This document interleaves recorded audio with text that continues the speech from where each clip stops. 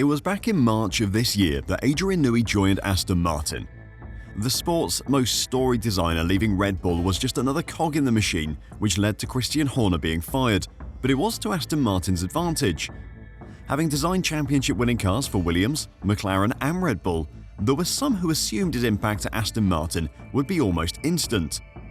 That hasn't been the case. Since his arrival, Aston Martin have continued to languish in the midfield, but this season was never Newey's aim.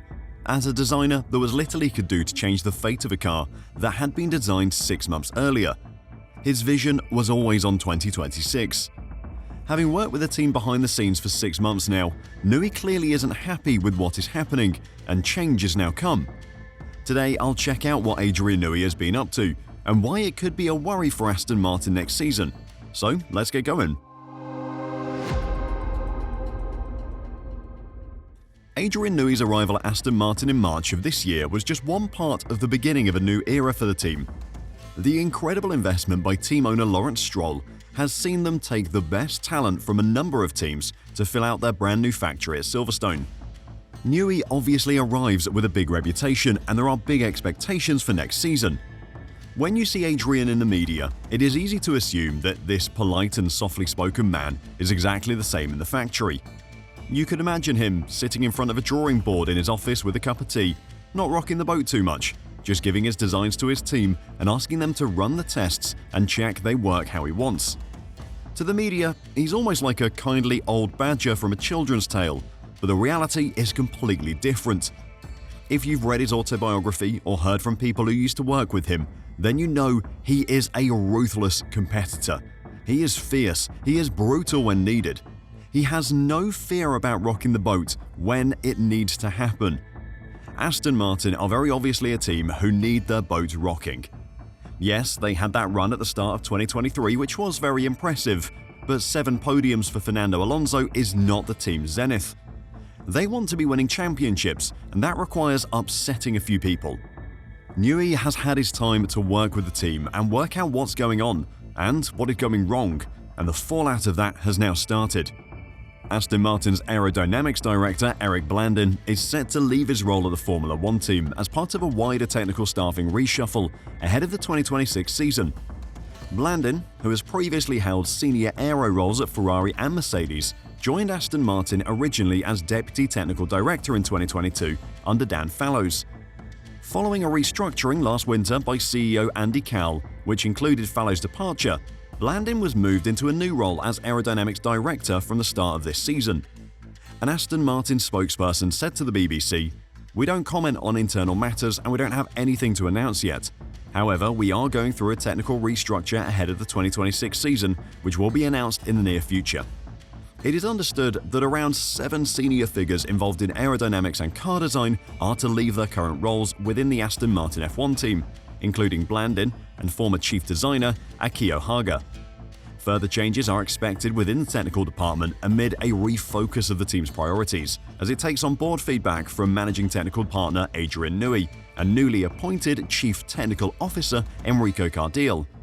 Some of the staff leaving the F1 program may be retained in other parts of the Aston Martin motorsport business rather than cut entirely.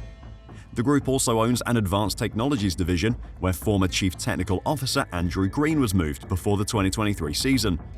There is also their WEC team, which has had a rocky start to life on the endurance circuit. Earlier this year, Aston Martin appointed a new chief aerodynamicist, Gioacchino Giacvino, as well as luring one of Newey's former Red Bull lieutenants, Giles Wood, back to F1 from Apple as simulation and vehicle modelling director. The British team has signed Marco Fainello, an expert in simulation and artificial intelligence systems. The hiring of Fainello was reportedly recommended by Enrico Cardiel, and he'll serve as a senior performance consultant for the team. Fainello actually helped develop Ferrari's first driver-in-loop simulator in the late 90s and was a big part of Schumacher's success at the team. The signing of 2 big names in vehicle simulation hints at what is happening behind the scenes at Aston Martin. But before I talk about that, if you're enjoying the video and want to keep up to date with everything happening in Formula One, then make sure to press the like button and subscribe to F1 Reverse. Thanks a lot. Since joining the team in March of this year, Newey has had to get to grips with the strengths and weaknesses of a team in transition. It cannot be understated how big a transition the move out of the old factory and into the new one is. Having spent 2 decades at the top of the sport with Red Bull Racing, Newey has come to Silverstone and offered his advice and feedback on how the team can make improvements and where their resources can be better invested. In the cost cap world, the allocation of resources is a skill in itself. Teams cannot follow the Mercedes model of spending $500 million a year to find success. They have to be smarter, they have to prioritize, and they have to make trade-offs. The impact of Newey doing this at Aston Martin is clear. The hiring of big names in the simulation world is a sign of an obvious push to improve the team's testing capabilities in this department. Since Formula One has been heavily restricting the amount of real-world testing that teams can do, simulation driving has become more and more important. Next season, F1 will have 3 pre-season tests. Test 1 will be a private test and will take place at the Circuit de Barcelona Catalunya between January 26th and 30th, while Test 2 will be held at Bahrain International Circuit between February 11th and 13th. The Bahrain International Circuit will also host Test 3 from February 18th to 20th before the season begins in Australia on March 6th to 8th. With the teams having to handle the largest change in F1's technical rules in memory, they'll need all the time they can get to work out how to run these new cars on track.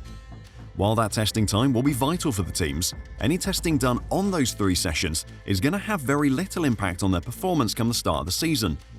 They're unlikely to be taking data from the end of January, designing, manufacturing, and then fitting parts for Race 1 at the start of March. That isn't the timeline that F1 teams work to. That is why the simulation driving that is happening now is so important. Teams will all be testing their cars in the simulator to find improvements, and the better your simulator team, the more faith you can have in the data you're producing. Speaking earlier this year, team principal Cal said Aston Martin was taking on board Newey's input in a bid to get itself in the best shape possible to hit the ground running for the start of the new rules era in 2026. We all knew and suspected which areas needed to be improved, said Cal. So we knew we needed to give things a nudge in a good direction. But we didn't know how much. Adrian has been able to do the gap analysis by providing the target point, and therefore, then you know the journey that needs to be taken.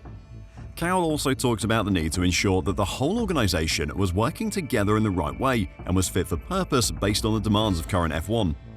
There is the case that every department has grown over the last 3 or 4 years, so they've grown in capacity and toolset capability, but have they grown together as a team? I would question that, Cal said. People use the word silos. Have we got a silo mentality culture? I think there's more we can do to work together with a pure focus on what we're all here for, the race car. I think that's where having Adrian as one of the most experienced people in the paddock helps so much.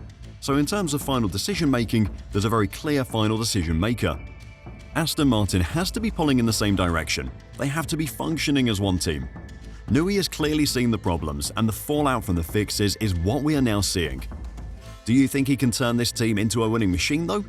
Why don't you let me know your thoughts in the comments down below, and until next time, drive safe and bye for now.